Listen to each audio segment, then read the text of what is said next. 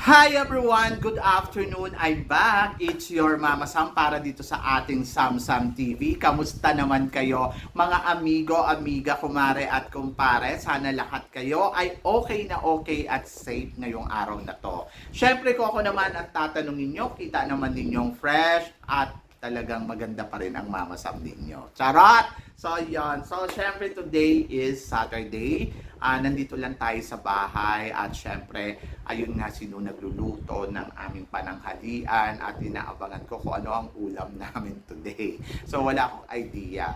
Nakikita ko lang siya kapag nasa table na. So, ayun pala yung ulam namin. Kasi hindi naman siya nagtatanong sa akin kung ano ba yung kakainin namin for today, ano ba yung menu na gusto kong kainin. Minsan lang, may mga momento siya na parang gusto mo ba kumain ng ganito, ganon. Pero mostly, parang alam niya na kung ano yung mga pagkain talaga na gusto ng tiyan ko. At kung ano yung nandiyan, ayun yung kakainin ko, ganon. So, syempre, ito na. Kahapon may eksena ang mga kandidata nga sa Fairy Skin, di ba? Na kung saan nakita naman natin, nagkabuga naman silang lahat. At lahat sila ay masasabi ko, sobrang galing. O, di ba? Naloka ako sa mga ano talaga, yung mga hindi mo inaasahan na bigla silang kakabog ng bonggang-bongga. At isa na nga dito, syempre, ang Atisa Manalo. So, yun. So, kahapon nagpatikim na si Atisa Manalo ng kanyang pasarela, no? Sobrang grabe yung balakang ni Atisa. Oh my gosh. Pumapalo talaga magkabilaan. Pak, pak, pak, pak, pak. Ganon. At yung mga pitik ng mga paa niya talagang very strong at powerful na yung dating niya. Yung impact na tinatawag, ayun, meron na siya noon. Paglabas niya nga, biglang napatingin yun lahat ng mga cameraman. Nakita ba ninyo yun? Na talagang lahat napatingin sa kanya. Kasi iba talaga yung pinakita ni Atisa yesterday. May halong landi talaga ang kanyang pasarela dahil oh my gosh, nakakaloka. So nakakatuwa kasi at least nakikita mo yung kabuuan niya unti-unti dahil yung mga pinapakita niya noong nakaraan parang ay kulang sa ganito, ay kulang sa ganyan, ay kulang sa ganitong eksena. Pero ngayon no, parang biglang nabuo na siya ng bonggang-bongga. And then, ang pinaka naloka na lang ako siguro yung momento na ibibigay niya doon sa center na dapat medyo parang po-pose muna siya saka siya aatake ng alam mo yun. Ayun lang yung kulang. Pero the rest, nakita naman natin na talagang okay na okay. So, yan. So, I'm so excited for the Miss Universe Philippines preliminary competition na bukas na nga. So, sabi nila, ang interview daw ay sa umaga, 10 a.m. So, abangan natin kung meron. So, sa gabi naman, yung swimsuit at evening gown. Are you excited? Kasi ako, yes, sobrang excited na ako para sa laban nila. At ayun nga, medyo kinakabahan ako dahil syempre, may mga ibang girls na talagang, alam mo yun, laban na sila. So, kinakabahan ako doon sa, ano mo yun, yung kung sino ba yung makakaano sa eksena, mawawala sa eksena, sino ba yung kakabog talaga ng bonggang-bongga. So, lahat yan. So, sobrang kaabang-abang ang mga mangyayari bukas sa Miss Universe Philippines and for sure magiging busy tayo sa lahat ng mga eksena ng gagawin ng mga girls sa competition. At ang isa pang pinakahinihintay ko ay syempre yung preliminary nga sa gabi. Dahil dito makikita na natin yung performance na ibubuhos ng mga kandidata. So ako, para sa akin, sino ba yung mga inaabangan ko ngayon dito? Si Mandawi, syempre. Gusto ko si Mandawi na makapasok sa semifinal. Sobrang gusto ko siya. And then, of course, naniniwala din ako kaya din ni Kyla Carter na makalusot sa semifinals. Ganon din si Zambales, of course. Si Zambales na alam naman natin na lumalaban din talaga.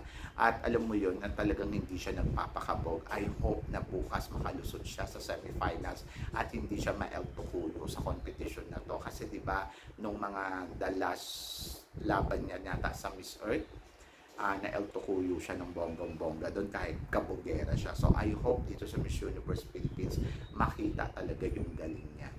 And of course, sure na sure ako kay Bacoor. Si Bacoor naman kasi parang lalo na bukas parang feeling ko magpapasabog yan eh. Imposibleng hindi. Alam mo yon. At syempre si Taguig, of course, si Taguig na gusto ko makita talaga yung performance ni Taguig na makita natin yung level up niya. Dahil si Taguig, tagal na natin hinihintay ito. na sana ilabas niya talaga yung dapat niyang ilabas. And then for sure bukas malalaman na natin yan. At bukod doon kay Taguig, syempre si Kainta, na alam naman natin si Kainta na laging may padrama. So tingnan natin kung bukas kung may pasabog ba ang kanyang mga eksena at may drama nga ba siyang ipapakita sa laban niya sa Miss Universe Philippines. So grabe talaga, ngayon pa lang medyo kinakabahan na ako. Ngayon pa lang ay talaga namang patindi na ng patindi talaga yung, alam mo yun, yung parang gusto mong makita at gusto mong mangyari sa mga kandidata na sana mailabas nila. Si Cebu, naniniwala naman ako si Cebu naman na talagang may paandar. Si Pampanga, Diyos ko, isa pa to. So, kaabang-abang din talaga yung ipapakita ni Pampanga dito sa competition kasi alam naman natin pag sa entablado na si Pampanga biglang lumalaban. So parang feeling ko si Pampanga yung gumaya sa eksena ni Beatrice Luigi Gomez na sobrang tahimik lang, pero pagdating sa performance biglang magugulat ka na lang, hala si ate biglang nambubulaga, di ba? So kumakabog din yan.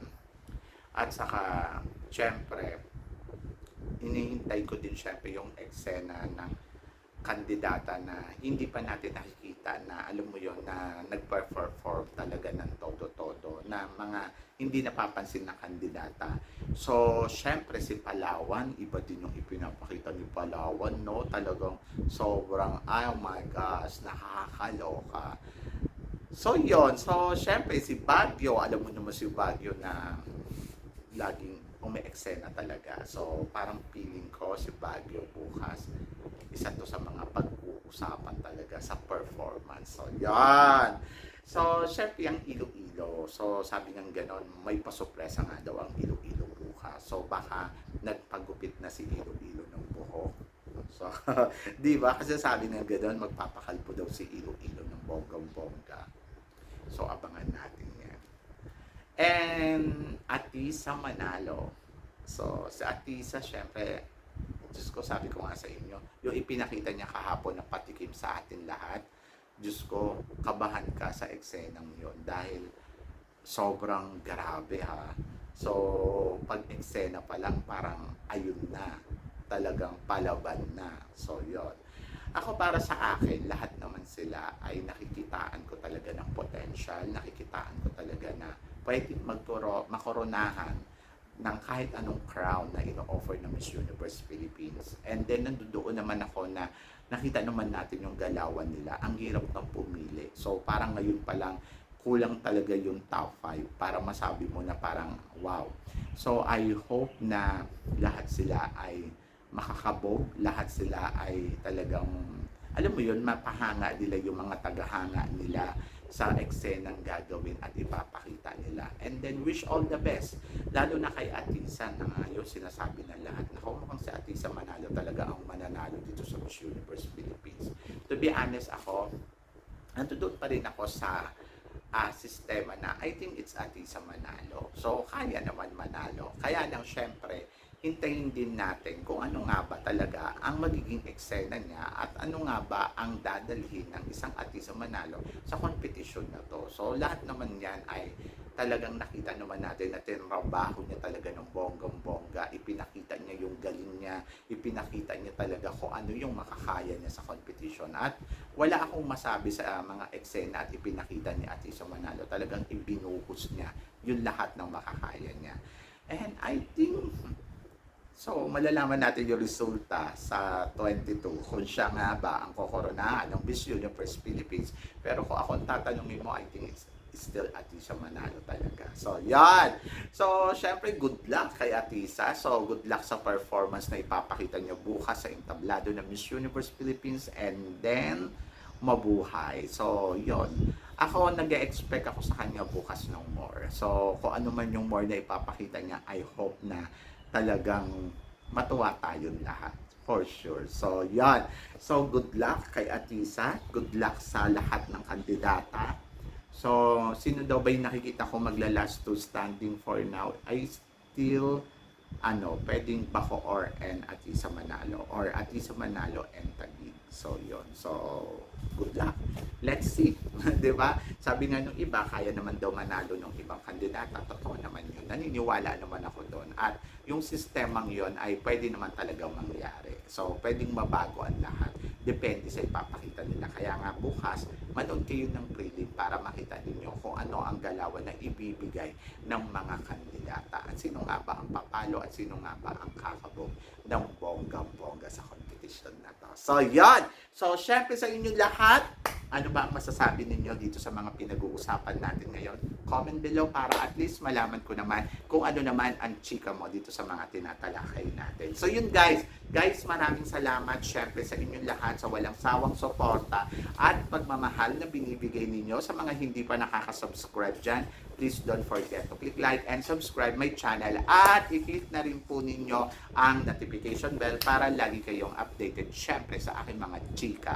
Sabi ng ganon, always keep smiling and always think positive. Walang imposible guys, magtiwala lang tayo sa kanya. Kaya guys, hanggang dito na lang, hanggang sa muli nating chikahan. Paalam! Thank you guys!